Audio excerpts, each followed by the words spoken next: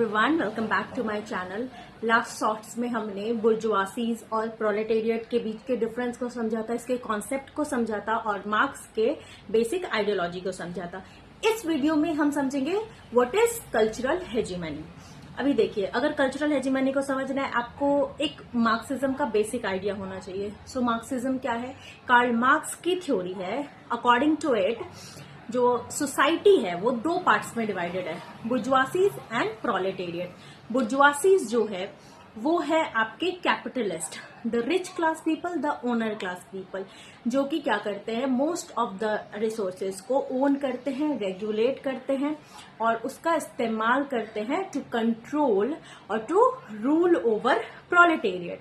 अब ये जो बुर्जुआसीज क्लास है वो 1% ऑफ द मास है, लेकिन ये फिर भी जो 99% ऑफ द पॉपुलेशन है, जो प्रोलेटेरिएट है, उनको कंट्रोल कर लेती हैं। कैसे कंट्रोल कर लेती हैं? Through domination. ठीक है।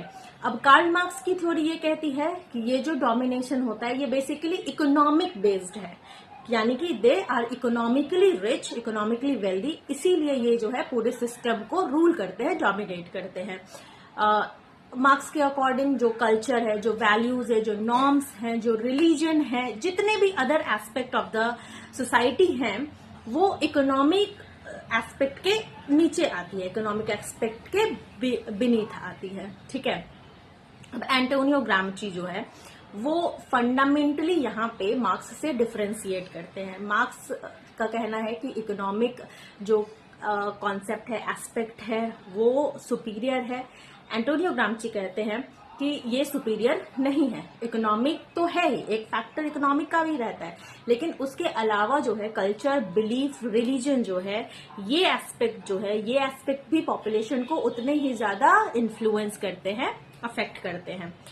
अकॉर्डिंग टू इट, एंटोनियो ग्राम्ची का कहना था कि अगर सिर्फ ऐसा होता कि इकोनॉमिक जो रीजन होता, तो मार्क्स का जो रिवॉल्यूशन का परिकल्पना था कि जब बुर्जुआसीज और प्रोलेटेरिएट जो कि एक्सप्लॉयटेटिव रिलेशनशिप मेंटेन करते हैं, बुर्जुआसीज जो है प्रोलेटेरिएट का एक्सप्लॉयटेशन करते हैं और प्रोलेटेरिएट जो है वो कुछ ओन नहीं करते सोसाइटी में। नेचुरल रिसोर्सेज का ओनरशिप जो है सारा का सारा बुर्जुआसीज के पास है। प्रोलेटेरिएट किसी भी चीज का, किसी भी रिसोर्स का ओनरशिप इनके पास नहीं है। ये हार्डली जो है वेजेस जो कलेक्ट कर पाते हैं to survive, to exist in society. तो मार्क्स के अकॉर्डिंग जब प्रोलेटेरिएट में क्लास कॉन्शियसनेस डेवलप होती, जब प्रोलेटेरिएट जो है अपने जो हायरार्की है उसको समझेगा, अपने साथ हो रहे अन्याय को समझेगा, तो प्रोलेटेरिएट इसके खिलाफ रिवोल्ट करेगा। ये बुर्जुआसीज के खिलाफ रिवोल्ट करेंगे। बुर्जुआसीज का जो पूरा कैपिटलिज्म का सिस्टम है इसको एबॉलिश कर दिया जाएगा। एक कम्युनिटी बेस्ड कम्युनलिज्म का सिस्टम बनेगा और जिसमें कि प्रोलेटेरिएट जो है रूल करेगी over the bourgeoisies, 1% of the people, और फिर वो जो है सारे रिसोर्सेज को रेगुलेट करेगी।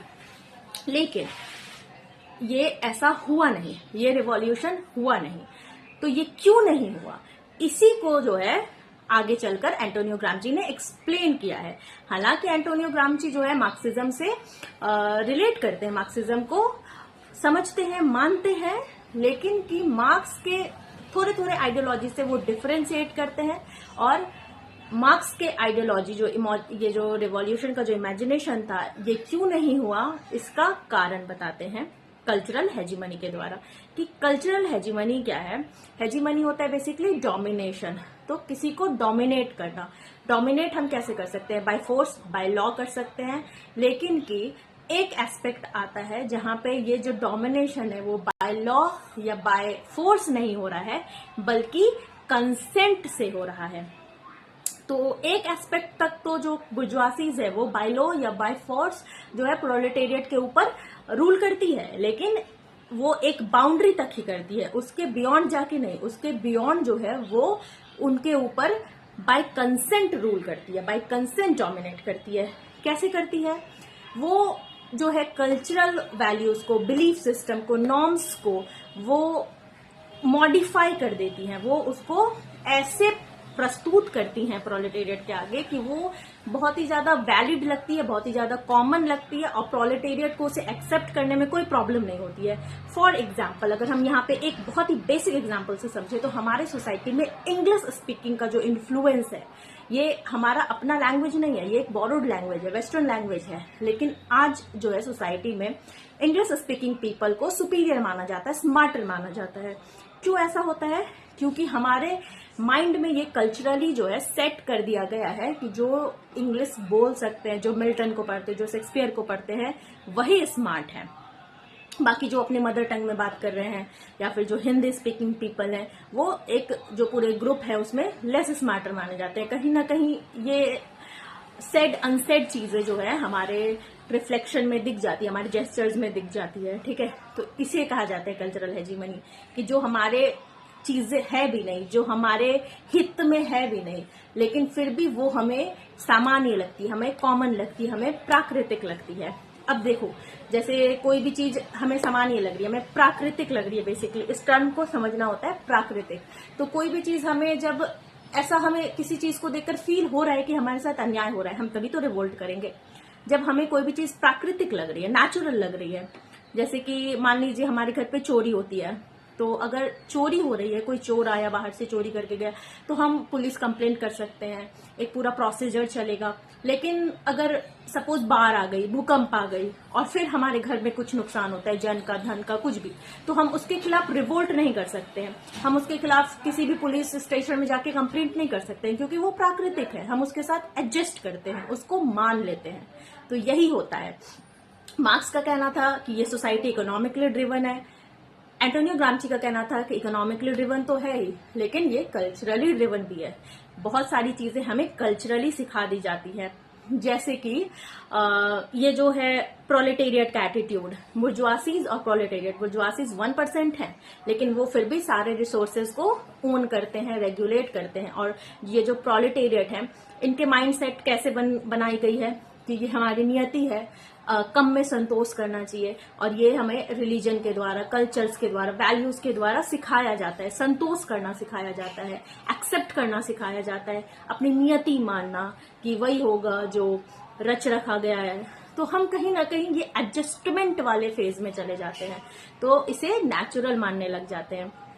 इसको दूसरा एग्जाम्पल से समझ सकते हैं कि जो इंडिया में दलित सिस्टम था, वर्ण व्यवस्था थी, वर्ण व्यवस्था एक पॉइंट पे मैं ये मान सकती हूँ, या हम सब ये मान सकते हैं कि वायलेशन द्वारा, वायलेंस द्वारा जो है इसको स्टैब्लिश किया गया होगा, इस पूरे सिस्टम को। लेकिन एक पॉइंट के बाद वायलेंस की जरूरत नहीं पड़ी होगी। ये दलित सिस्टम जो है, पूरी व्यवस्था जो है, जाति व्यवस्था, ये मनुष्य के अंदर ऑटोमेटिकली बैठ गई होगी, सेट हो गई होगी, तो उसके बाद वायलेंस की जरूरत ही नहीं पड़ी होगी। अब जो है, अगर वो मतलब ये बहुत ही कॉमन हो गया होगा कि जहाँ पे 10 लोग बैठे हैं और अगर कोई दलित कम्युनिटी से, वो चुपचाप आके नीचे बैठ जाएगा, ये उसके लिए बहुत ही कॉमन, बहुत ही नेचुरल चीज हो गई होगी। और अगर कोई उसके कम्युनिटी के विदिन ही रिवोल्ट करना चाहेगा, तो उसको बाहर वाले नहीं, पहले अंदर वाले, पहले अपने लोग ही उसको दबाएंगे कि नहीं, इट इज नेचुरल, ये हमारी नियति है, यही हुआ है, ऐसा ही होना है, कर्म कुछ होगा, ऐसा वैसा, दिस दैट। सो ये होता है। एक पॉइंट तक वायलेंस की, एक पॉइंट के बाद लॉ की, फोर्स की जरूरत नहीं पड़ती है। लोगों के दिमाग में ये चीजें इस तरह से बिठा दी जाती है by culture, through norms, through values, कि हम उसे सामान्य मानने लग जाते हैं। ठीक है, अभी जैसे पेट्रियार्की का पूरा सिस्टम है, विमेन को जो है उसको डोमिनेट करने के लिए, उसको रूल करने के लिए हमेशा वायलेंस की जरूरत नहीं पड़ती है। हमारे अंदर बहुत सारी चीजें ऐसे इंस्टॉल कर दी गई है, फीड कर दी गई है कि हम एक पॉइंट पे जाके वैसी बातें ऑटोमेटिकली करने लग जाते हैं। ठीक है, तो इस तरह से वो कल्चरली, मॉरली हमारे अंदर इंस्टिल कर दी गई है। I hope you get it now. So cultural hegemony यही है कि डोमिनेशन हो रहा है, और डोमिनेशन कैसे हो रहा है? लॉ द्वारा नहीं, फोर्स द्वारा नहीं, बल्कि विलिंगली हो रहा है। हम अपना कंसेंट दे रहे हैं उस डोमिनेशन में, तब हमारा डोमिनेशन हो रहा है। ये है cultural hegemony.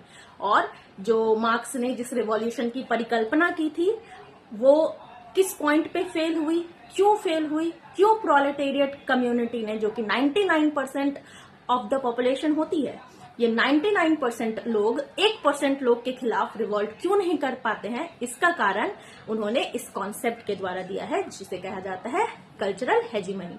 I hope you get it now. आपको मार्क्सिज्म का मोटा मोटा आइडिया हो गया होगा, आपको बुर्जुआसी कम्युनिटी, आपको प्रोलेटेरिएट कम्युनिटी का आइडिया हो गया होगा, आपको इस रिवॉल्यूशन का जो इमेजिनेशन था जो कि कार्ल मार्क्स ने किया था उसका आइडिया हो गया होगा, और ये रिवॉल्यूशन क्यों नहीं हुआ इसका कारण बताया एंटोनियो ग्राम्ची ने आगे चलकर, जिसका नाम दिया गया जिसको कल्चरल हेजीमनी का। आई होप अब आपको ये समझ में आ गया होगा।